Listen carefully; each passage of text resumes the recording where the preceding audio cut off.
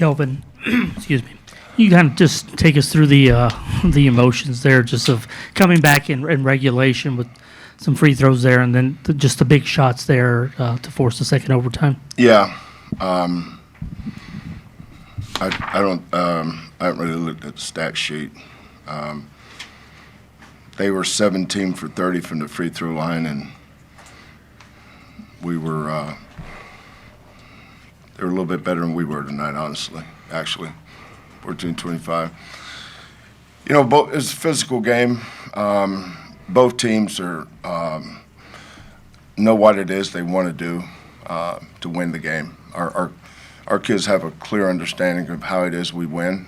You know, November was a good teaching point for us because, you know, I thought we were good enough to beat Auburn. I thought we were good enough to beat Alabama. But I don't think we're ready. I don't think we're in a position to beat them then. We had too much stuff we had to get better at. And this team has done that. I know the significance of winning here for anybody. You know, there's far better coaches than I am that haven't won here for different reasons. But to win the way we won in double overtime, I think speaks to this program's culture, how tough our kids are, and our ability to hang in there. You know, there's not a point guard in the country I respect more than DeJuan Harris. He's just a winner, 12 assists, 1 turnover. But this young man here, you know, he's a rebound and assist away from a triple-double. He couldn't do that in November. He wasn't ready. He was deferring and almost apologizing for not passing the ball to somebody. But, you know, their size is going to be a factor for whoever they play. But I thought we had one shot at winning this game. That was the first 7 or 8, 10 possessions out of halftime. I didn't put a time on it. I just put the possessions. I said, we've got to win. We've got to start winning battles. Don't worry about winning the game. There's battles within the game that you have to win. And like last Saturday, we were terrible the first half. We were down 12 to Central Florida. And then we came back.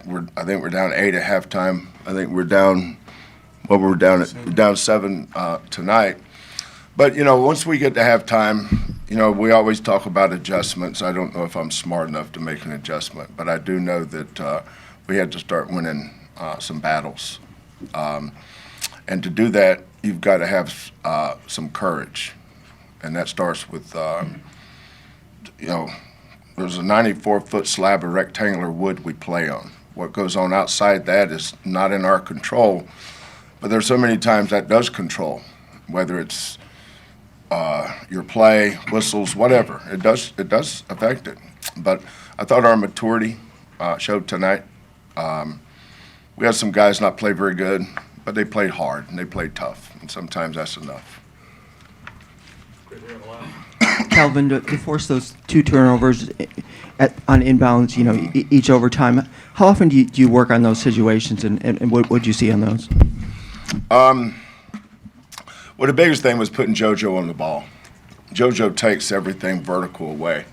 So now the denies now come left and right. And, I mean, you know, JoJo's one like a big old bull that's snorting at you and stomping his hooves and whipping his tail around. I mean, he's a factor. And then from there, you know, it's you can tell there's some kids that, you know, it's like a quarterback. When the defensive ends get on top of him, he stops looking at his receivers and starts looking at the defensive players, and that's and it makes your press a little bit better. But you know, I took Emmanuel out, who's, you know, probably been our best 3-point shooter this year, but he hasn't practiced all week. Last time I saw him was I think Central Florida game. What night did we play Utah? Yeah, he got hurt in practice on Monday, right? Yeah, so I hadn't seen, he didn't do anything until today. But I put Mylik in for that reason, because Malik's athletically can deny the perimeter, at least a left and right pass. JoJo takes away the pass over the top. So then for us, it just comes down to, and sometimes it works out, sometimes it didn't. Tonight it did. Kelvin, Mylik Wilson's been a guy that, a few years ago he was redshirting for you, didn't play for a while. And what for him to have this moment, what'd you think of him and that shot? I was getting on Mylik after the Utah game. I think he was 2 for 11. But you know what, CJ, there's nobody that works on this game more than Mylik. And he knows that, he had a couple nice dunks, but he missed all 9 of his shots. And when we went on the road last year at Cincinnati, he's the one that banged the big jumpers. He's done that before. This wasn't a one-off for him. He's a big shot maker, and he's a big shot taker, and he's quiet, and he's humble, and he's the kind of kid you want your daughter to hang out with. That's the kind of young man he is. I would say that probably about every one of our kids. We have really great young men, but at a time when we needed him, the first half, he stepped up, just like the Rylan Griffin kid for Kansas. They really needed him tonight. I mean, he made some huge threes. But we had a bell cow. We kept going to him, and Juan has a unique way of scoring over bigger players. He's just unique that way, and it's getting to his left hand. We ran 3 or 4 different actions just to move him around. Juan's not a great low post scorer unless he's against someone his size or shorter. But when we play against 7-foot kids or 6'11" kids, we always try to get him downhill facing the basket where he can get to his left hand in space. And then he can pass. He kicked one out to Milos for a big 3 tonight. But he's Juan's greatest strength is he has a really, really high basketball IQ. I mean, a really high basketball IQ. So being able to find something that was working and staying with it was big for us. Juan, how big was that basket? Like, what were you seeing out there when you kept getting into the elbow and attacking? Just trusting my work, especially knowing that they played drop coverage. We felt like that's something we could attack, and we just kept rolling with it. I just got confident in my shot, shooting it, and coach said even if you miss, it's a good shot. I mean, I took 21 shots, and coach would have probably told me shoot 10 more, and that's just the confidence that the team and the coaches having me to make the right play. Kelvin, you mentioned Rylan Griffin, but Flory Bidunga, their freshman forward. Just what were your impressions? I can't hear you. Flory Bidunga, their freshman forward. What were your impressions of him? Yeah, he's a monster, isn't he? He's really good. Tough. I